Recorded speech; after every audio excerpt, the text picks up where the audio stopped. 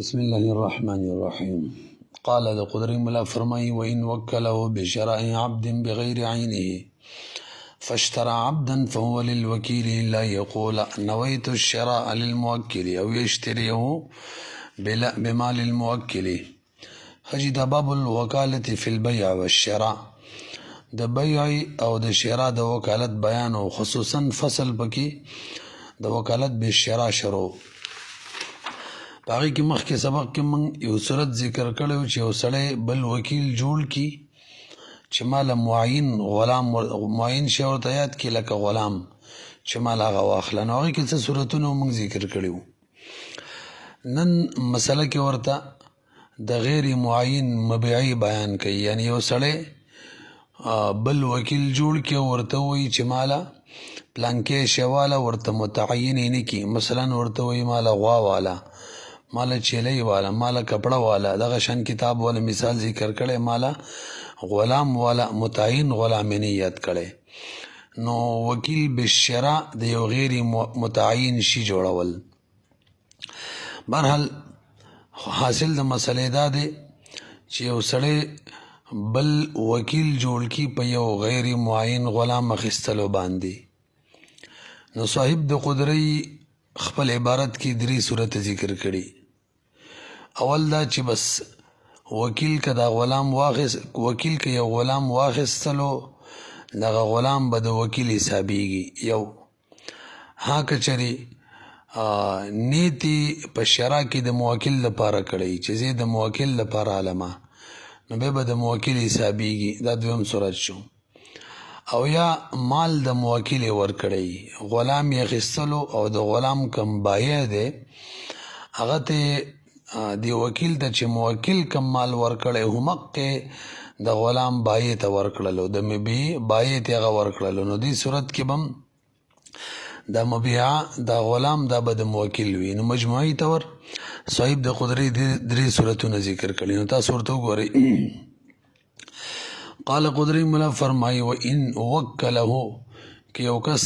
وکیل جوړ کو یو سړي لرا بشراء عبد بغیر عینه، په اخیستلو د یو غلام بغیر عینه چې هغه متعین نو خاص غلام ورته نو ښودلی، بس ویلي چې راله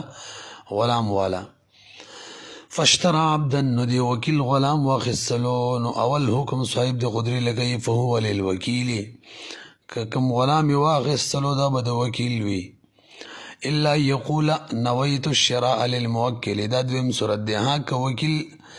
دا وی چې په دې غلام اخیستلو کې مانیت کړی للموکل موکل لپاره،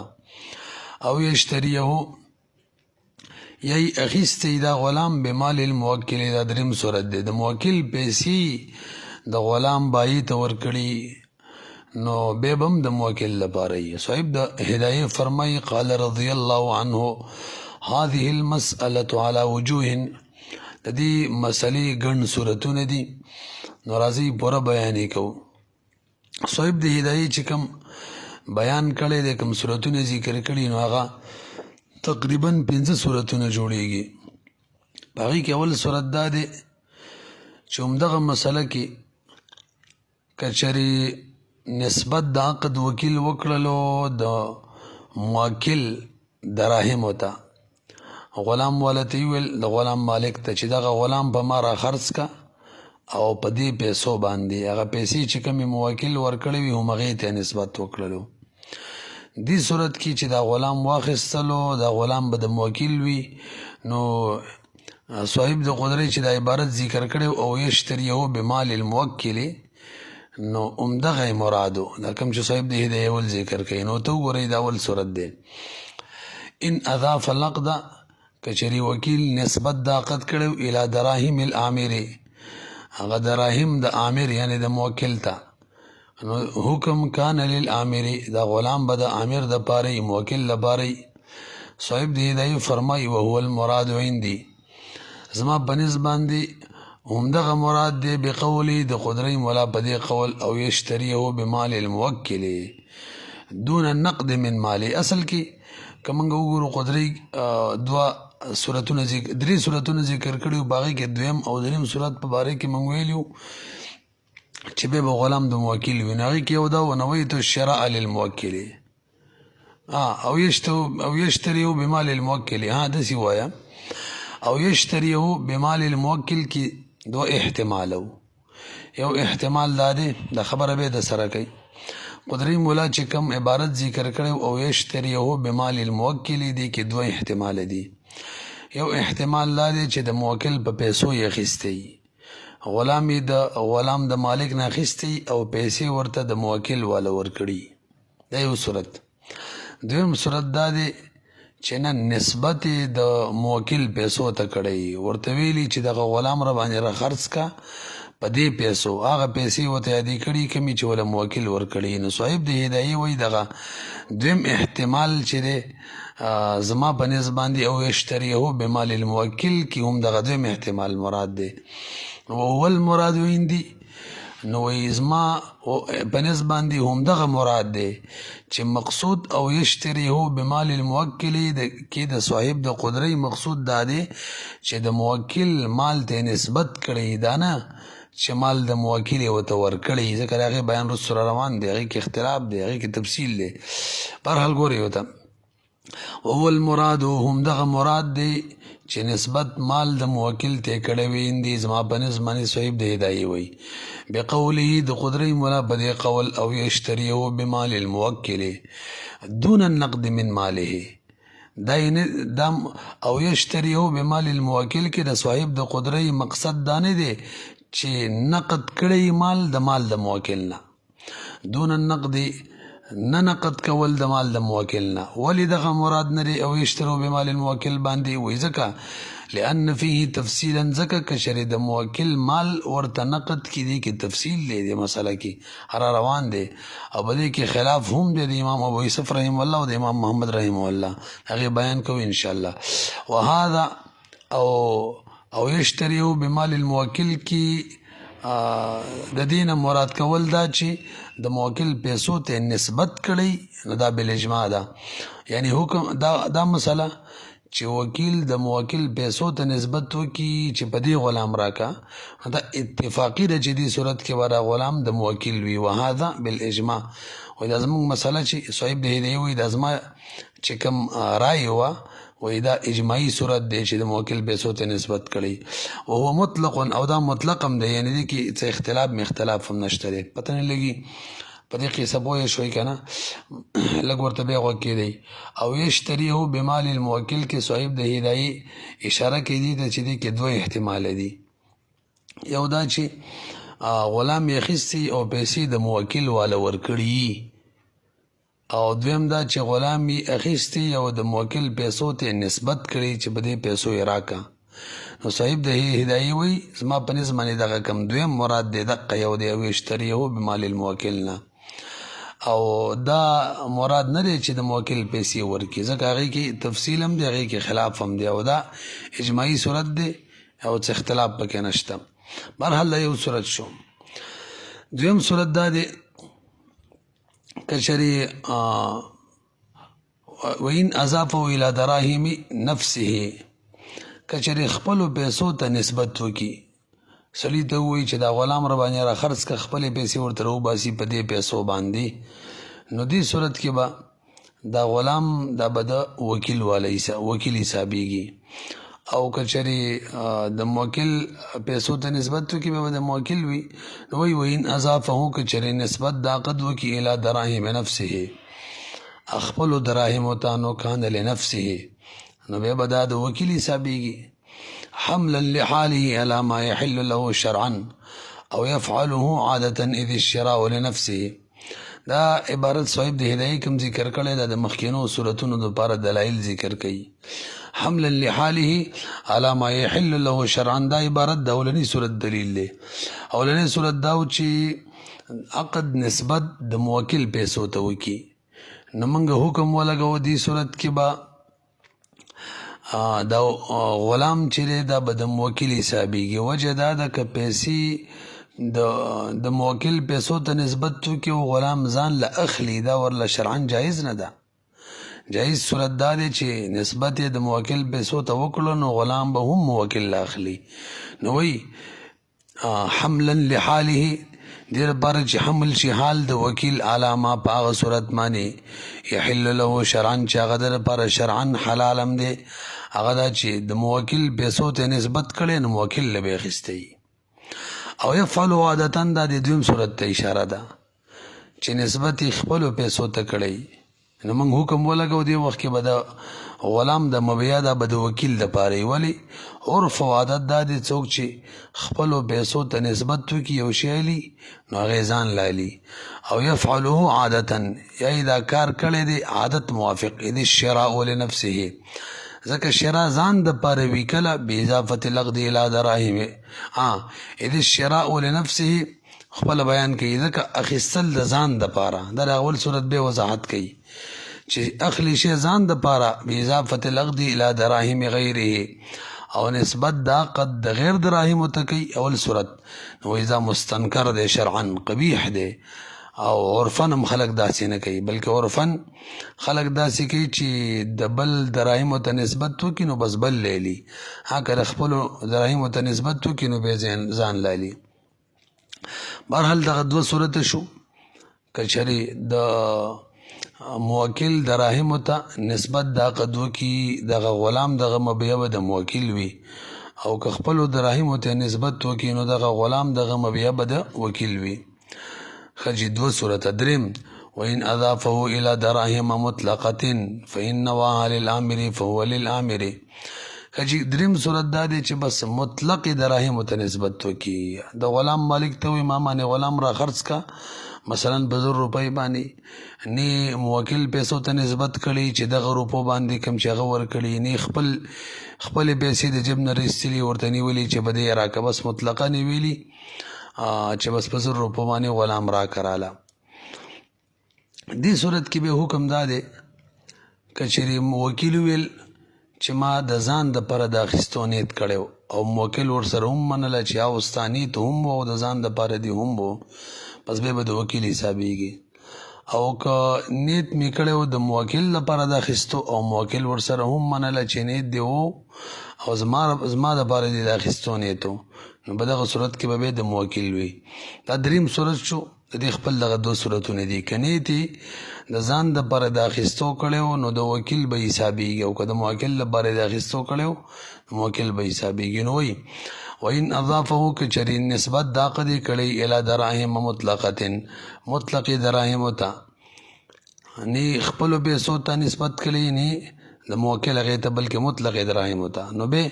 فإن نواها للامر کچري ني تی کړو د امیر د پاره نو فهو للامر دا غلام به د امیر د پاره وي وإن نواها کچري ني تی کړو په دغه پیسو کې خپل پیسو فلنفسه دا غلام برزان د پاره حسابېږي لأن له أيام لنفسه دا دلیل بیانوي ولی دا دواړه صورتونه د دریم کې جوړ شو ځکه د لپاره یو سړی چې بل وکیل جوړ کی په غیر معین مبیع اخیستلو معنی نو وکیل له جایزي که ځان لیلی مخیستلی شي او که موکل لیلی مخیستلی شي نو دقه بیان کوي لأن له ځکه وکیل لپاره جایز ده ایام مل چې عمل یې کړی وی لنفسي ځان دپاره جایز وورله ویام مل للامر یو دام ولا جایز و چې امر یعنی موکل لپاره یې کړی وی فی عادت توکیل هم په دغه توکیل کې دغه توکیل څه مطلب غیر معین شي اخیستلو کې چې چا وکیل جوړ کړی بهرحال مجموعي طور درې صورت وشو څلورم وإن تکاذبا فی النیت څلورم صورت دا دی چې موکل منی وکیل ته نیت کړی و نیت دی و خو موکل ورته وایي چې زما دپاره د اخیستو نیت دی و او وکیل وایي نه نیت مې و خو ځان دپاره د اخیستو نیت و بهرحال په دې متفق دي چې نیت و اختلاف دی کې دی چې د چا دپاره د اخیستو نیت و مشتری موکل وایي ما د ځان دپاره د اخیستو نیت و او موکل وایي زما دپاره د اخیستو نیت و نو دې صورت کې پیسو له به اعتبار ورکو پیسې خپلې ورکړي غلام اخیستو کې که نه د موکل والے ورکړي که خپلې ورکړي بس غلام به د وکیل حسابېږي مبیع به د وکیل حسابېږي او که پیسې چرې د موکل والا ورکړي نو بس به غلام مبیع دا به د موکل حسابېږي دا څلورم صورت شو وان تکذبا فی النیة که چرې دواړو د یو بل تکذیب په نیت کې کولو یعنی نیت و خو موکل ورته ویل اشتریته لی وقال الوکیل ویل اشتریته لنفسی نو یحکم النقد فیصل حکم به نقد جوړو پیسې کمی ورکړي بالاجماع دا اتفاقی صورت دی لأنه دلالة ظاهرة ځکه دا پیسې ظاهری دلیل دی علی ما ذکرنا هغه مسله چې کوم موږ ذکر کړله څه مطلب یعنی که پیسې د موکل ورکړي او اخیستي ځان له دا خو له شرعا جایز نه دی نو د حال ما یحل له شرعا معنی حملولو دپاره طریقه دا ده چې پیسې د موکل ورکړي نو بس موکل له اخیستی او که پیسې خپلې ورکړي نو عرف او عادت دا وایي چې ځان له به اخیستی دا خبره مخکې ذکر شوه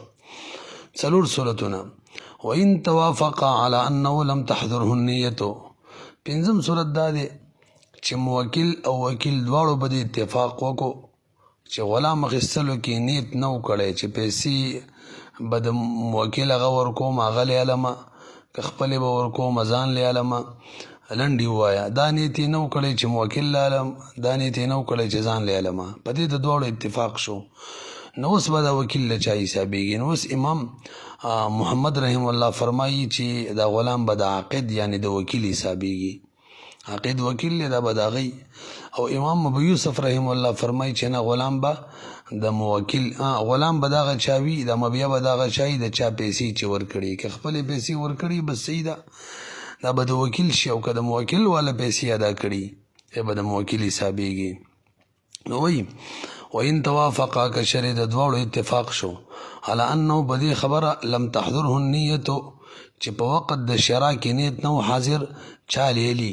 نو قال محمد رحم الله امام محمد رحم الله فرمایي هو للعاقد دا به د عاقد د وکیل حسابېږي وجه دلیل څه دی لأن الاصل ان كل واحد يعمل لنفسه هغه وایي اصل دا ده چې سړی عمل کوي نو ځان لی کوي اصل او قاعده او قانون دا دی سړی چې عمل کوي ځان لی کوي ها که چېرې دلیل موجود شي په دې خبره چې بل عمل کړی به ټیک ده او دلته دلیل شته دی نه چې بل کړی لہذا ځان لوي نو لأن الاصل ځکه اصل او دلیل دا دی اصل او قانون دا دی چې ان كل واحد هر سړی چې دی یعملو د عمل کوي لنفسه ځان دپاره الا اذا ثبت جعله هکه ثابت شي ګرځول د عمل یعنی د عمل کړی لغیره بل چا دپاره دا ثابت شي نو بس ټیک ده خو ولم یثبت دلته ثابت نه ده نو ځان له به وګرځي امام ابو یوسف رحم الله فرمایي یحکم النقد فيه دلته هم فیصل نقد جوړیږي چې نقد د موکل ورکړي دي که نه خپلې ورکړي د چا نقد چې ورکړي